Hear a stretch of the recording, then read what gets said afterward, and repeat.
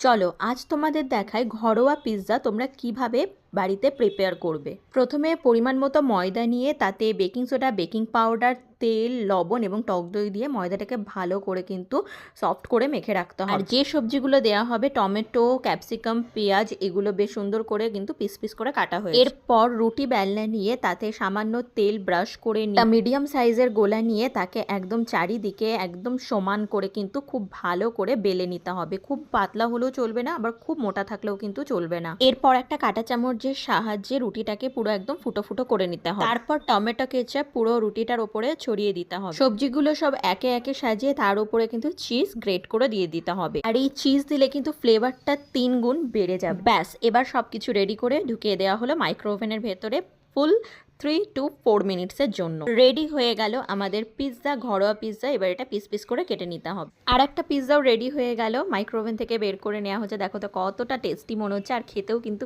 অসাধারণ হবে। তোমরা বাড়িতে ডেফিনেটলি ট্রাই করো, ট্রাস্ট মি, একটু হলেও কিন্তু টেস্ট হবে। সেই দোকানের মতো হবে না, বাট কিন্তু একটা ঘরোয়া টেস্ট কিন্তু ডেফিনেটলি আসবে।